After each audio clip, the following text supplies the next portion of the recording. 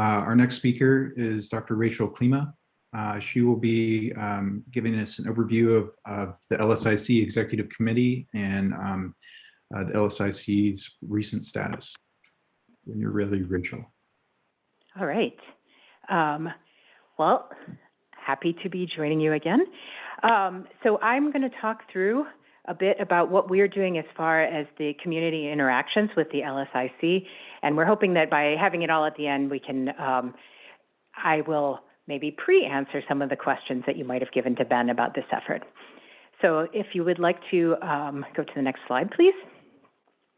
So I wanted to start off by kind of giving a little bit about what we have learned from what the community is thinking. So we had a survey when you all signed up, registered for this meeting, because we wanted to see what does our community actually, what are their dreams for us on the lunar surface? How do they envision us once we, 10 years from now, as we build on that, what kind of a future are we looking towards? And I found it very interesting that 88% in total envisioned something where we were living and working actively, whether it was for long-term duration permanently, as in like with at least a small crew, Antarctic sort of style base, or whether, or something more like the ISS on the lunar surface. So the community in general does seem to really feel that this idea of having this infrastructure that supports humans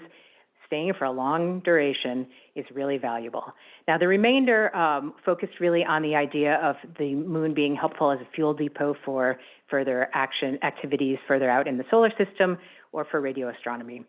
The percentages, if you notice, for those who are math inclined, do not add to 100 because a lot of these were select as many as you would like. But, it was roughly split between folks that sort of imagined this being a world like Antarctica, where we have this kind of science research going on, versus something where we have ISS and a persistent human presence to understand the effects on humans and whatnot.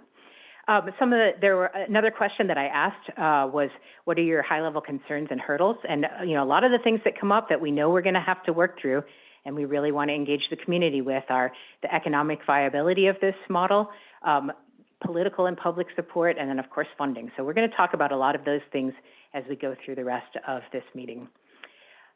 So once again, I do want to welcome folks that this is their first LSIC meeting. Just under half of the people that registered, this is your first meeting. So I hope that we can draw you into this community.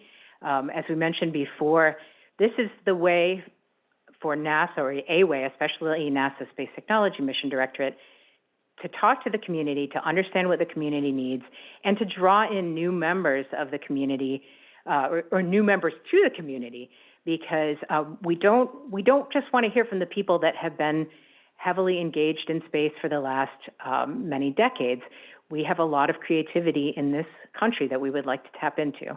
So one of the major tenets of LSIC is to reach out to people that are not already engaged and see what we're missing. So go ahead to the next slide, please. So what is the Lunar Surface Innovation Consortium? We're a nationwide alliance. As Jim mentioned, we have over 1,000 folks who have participated with us, either through our listservs, through our ongoing meetings, through our semi-annual meetings, through our Confluence site, which I'll describe in more detail. Members from government institutions, NASA, not just NASA, but folks from other energy sector, from defense sector, but the bulk on the NASA side. Industry, small businesses, large businesses, nonprofit industry, or nonprofit companies, whatever you want to call us, as well as academia.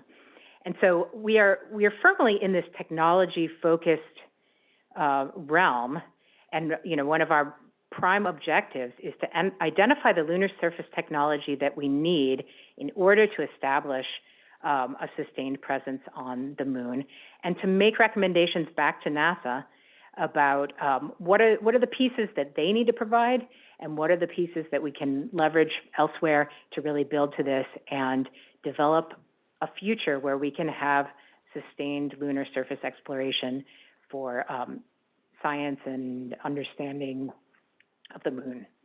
Another really important function of LSIC is to serve as a clearinghouse of information. So there are a number of other participants that have been operating for decades, especially in the lunar science and lunar exploration communities.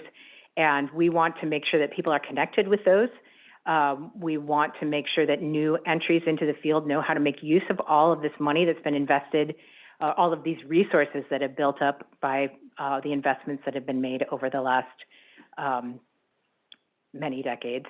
And then finally, we want to really work hard to foster the growth of a diverse community and to reach out to people, because this is a human effort. This is, everyone across the nation and across the world. We really need to build this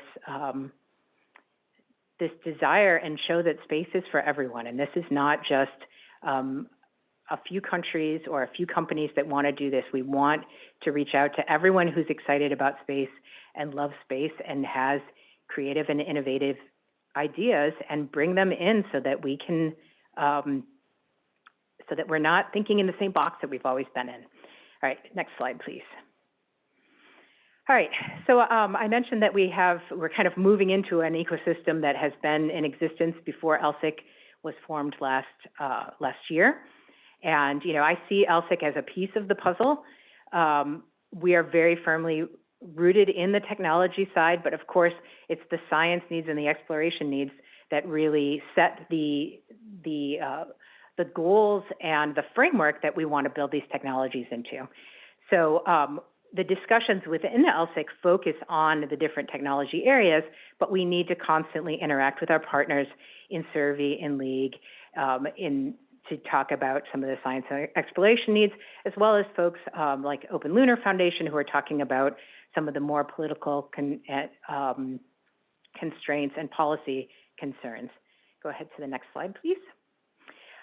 So one of the ways that we do that is we've built up an executive committee that's got members from small and large companies, small and large academic institutions, minority serving institutions, from venture capital side, from some of these other nonprofits that are operating in the moon, not in the moon, but operating in the realm of lunar exploration and this endeavor.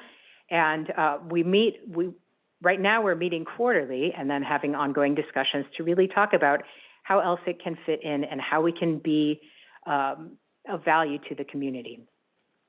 So some of the activities that we are working on is establishing our charter, and then working on some of the membership activities and how we can interact with the community and build community. So next slide, please. Check my time.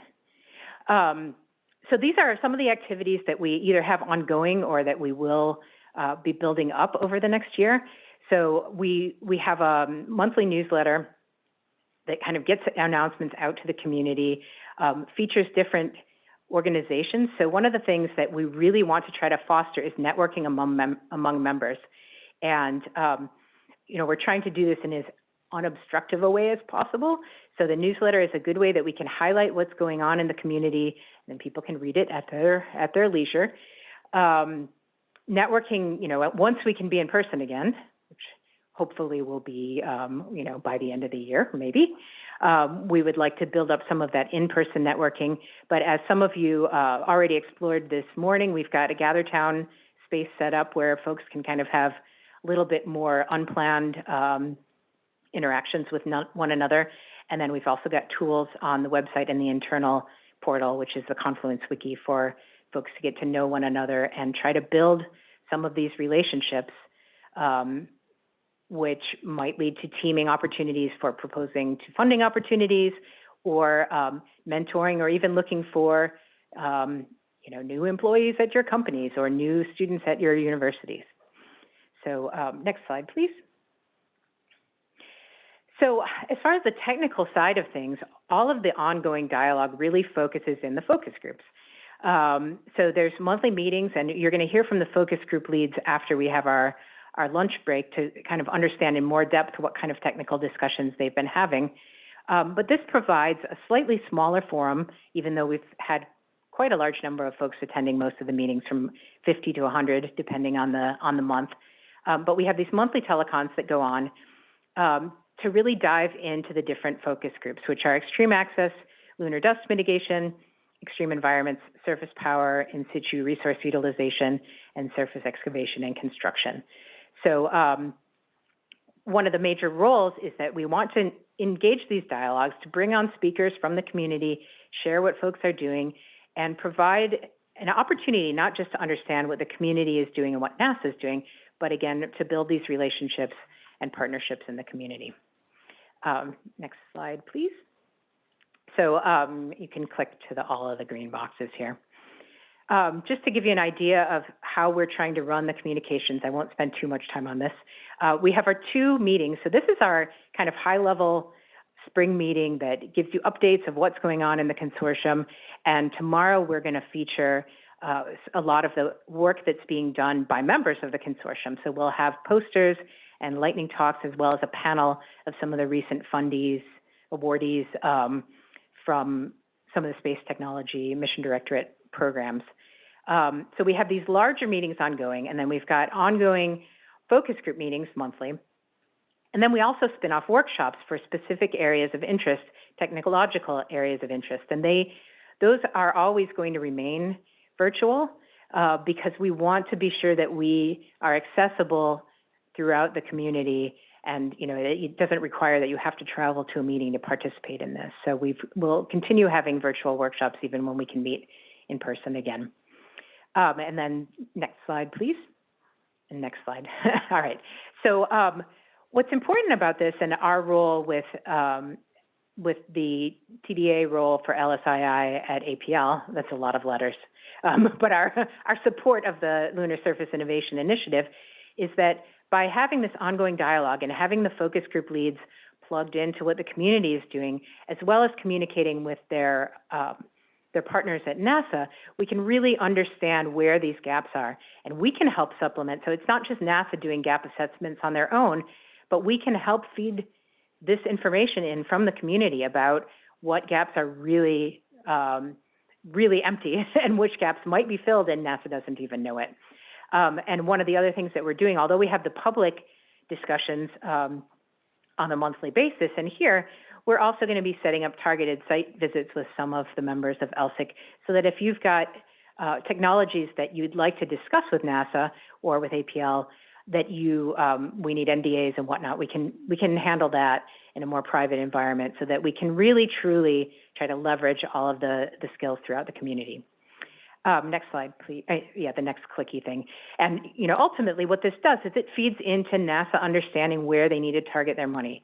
And this is, again, one of the things, the major roles that we've already started with LSII is understanding, when they write these solicitations, are they reaching the right people? Are we missing out on things because of little intricacies of how they're written? Are we missing, are we funding the right technology? Is NASA funding the right technologies and whatnot? So this ongoing dialogue is really important. And I'm just thrilled that Space Tech has reached out to do this and really wants to hear from the community. All right, next slide, please. All right, so again, I talked through a lot of this previously. We've had a number of workshops, which I won't steal the thunder of the focus groups and talk about those. The other thing that we're really trying to build up is this kind of asynchronous, which I know anybody who has kids in school is probably sick of the word asynchronous right now, but asynchronous tools so that members from our community don't have to go to every single focus group meeting and every subgroup meeting because it's a lot. And so we're trying really hard to work with this internal site to build up things like a capabilities database where folks can look at what other members of the community do and what they have as far as facilities. And we're also publicizing things like the simulant report that we have and providing those on the web and on the internal site for discussion and feedback so that we can really keep the whole community engaged on your terms. Next slide, please. I'm sure I'm running over on time, but not too bad. All right. So the one meeting I can talk about without stealing any thunder is our fall meeting that occurred last fall, hence the name. And our technical focus for this one was on surface power. And we saw that as a good tie-in because there were a number of space technology mission directorate calls that centered around power distribution and power storage. And so what we wanted to do is, first of all, go through our standard updates, and we had a lovely address from Administrator Bridenstine, and then discussions with the funding panels and some of the stuff that we will share again in this meeting. But then we also had breakout sessions where we really dug into the questions about, okay, so now say we have 10 kilowatts of power, what can we do? You know, what are our concerns? What are the major hurdles that we need to overcome to have a persistent presence with that level of power? And then, so we had low power, we had medium power, and we had high power. So with these breakout sessions, we kind of talked through the issues. And the important part here is that we gathered the high level concerns that came out, and those are feeding into what we're going to be talking about in some of the breakouts tomorrow. So some of the issues that came up were technology demonstrations and flight opportunities. Some of them were standardization and what are the concerns for that. So those are going to be some of the things that we talk about tomorrow afternoon. All right, next slide, please. Oh, I'm sorry. Can you go back for a second? I just want to mention, I have ASU on here, but this, that meeting was co-hosted with ASU, which unfortunately we had to do it virtually due to COVID, but normally the plan would be that we would travel to a partner institution and host it there. And it also provides an opportunity for a little bit deeper sharing of what's going on at our partner institutions. All right, next slide, please.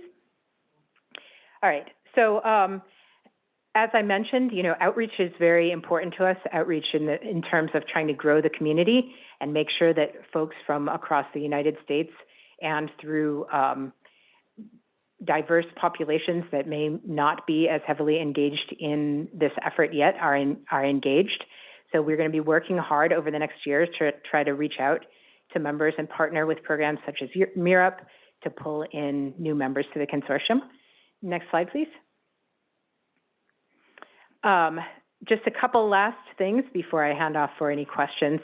Some of the planned actions that we have over the next year, we will be talking about the focus group annual goals. And so each focus group will have a specific goal that they're working towards achieving at the end of, by this time next year. Some of these include technical road mapping and gap reports or white papers as outcomes, and we will share those with the community. We'll build those with the community and then share them. We're building up our capabilities database. We're also working on a mentoring portal, which is one of the breakout groups for tomorrow for those who are interested in that. And then, of course, building up our website further. Let's go ahead to the next slide because I want to make sure there's time for some questions. So I felt like this was a little cheesy, but I did it anyway. We are all puzzle pieces. So it's not just these larger groups that fit together, but all of you who are on this call and all of the people that we have yet to engage who do technology development and are interested in this, we're all a piece of this puzzle to get back to the moon and to really make this a success. So we invite you to participate. We invite you to join us for the breakout sessions and give us feedback about how we can provide value to you and, you know, give you something in return for the energy and efforts that you're bringing to the table and sharing with us.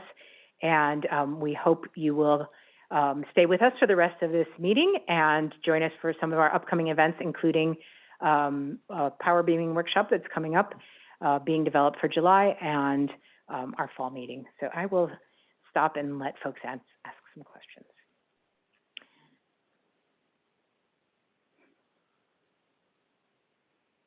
Thank you, Rachel. So we have a few minutes for questions. Please, if you have your questions, we'd like to remind you to put them in the Q&A function of your Zoom window. First, we'll start with a question for Dr. Bussey. This is from Clive Neal. How do you see CLIPS evolving to be more enabling for the LSIC community and therefore a potential for future funding opportunities? And he stuck in a second question. Can LSIC open such a conversation to explore this? It's almost like I should have fed him the question. So that I think actually to Clive, that there are two parts to that. I think there's within STMD, LSIC is the mechanism by, as I mentioned, our role is to help STMG get the best proposals possible and roadmaps. And so if the technology kind of audience feels that solicitations which involved access to the lunar surface would be incredibly valuable, then that's the sort of feedback that they can get to NASA through LSIC. So that's part of that is that, you know, within LSIC, we can accumulate information on how that community best thinks CLIPS could be used and see where that leads. The other part of it is the fact that, you know, CLIPS was set up by SMD, but the goal was to grow a national capability for lunar delivery, and NASA was never meant to be the only customer long term, and for CLIPS to be truly successful, you would start to get non-NASA customers. So we do want to help that to happen, and from a technology perspective. So in fact, we are going to be having, we're in the beginning steps of setting up a workshop, probably going to juggle it around all the other conferences and things, but a workshop sometime this summer. The purpose will be to allow really good communication between all 14 CLIPS providers and the potential technology customer base, so that they can talk and both sides can understand what the other needs in order to increase the chances that you start to get customers for technology deliveries other than NASA. Great, thanks. So I'll direct, I think multiple people could probably answer the next one, but I'll direct it to Dr. Klima. This is Todd Simon. How can the venture community connect and with startups to support them and NASA? I'm guessing he means how can the venture community connect through LSIC to startups to support themselves and NASA? That's an excellent question. And that's something we've been trying to figure out how to really make those connections, because LSIC is a really good opportunity for some of the startups to show what they're doing and to kind of meet with folks in the venture community. And we have had participation from a number of kind of space venture companies, but one thing we can discuss if folks are interested is kind of as a part of this mentoring portal that we're developing, whether there should also be a way to help that kind of networking. So to help the beyond, you know, there's the like traditional mentoring where students need to meet people and figure out how to move along in their careers. But I think we also have a number of, we have small companies that need to could potentially be mentored by larger companies. And then we also have companies that may be looking for investors. So whether we could do something like host a workshop that would enable venture capitalists to come in and kind of talk about what they're looking for in some of these companies, I think that could be extremely valuable to the community for those who are looking for investments, to understand what makes them appealing for investors. So that's something that we have considered. Thanks. So we have a question here from Marshall Eubanks. I believe it's directed to Dr. Stockstill Cahill. How are polar simulants likely to differ from the fairly well understood lunar equatorial simulants? Would you agree that they're fairly well understood?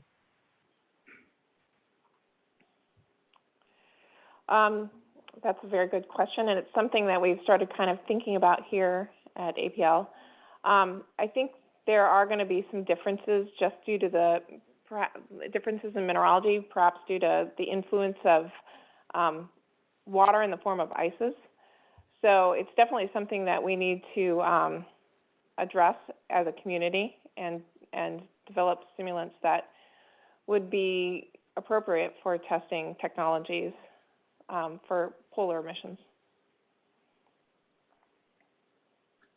Thank you. Okay, so we have another question here. I think this could be directed at Dr. Bussey.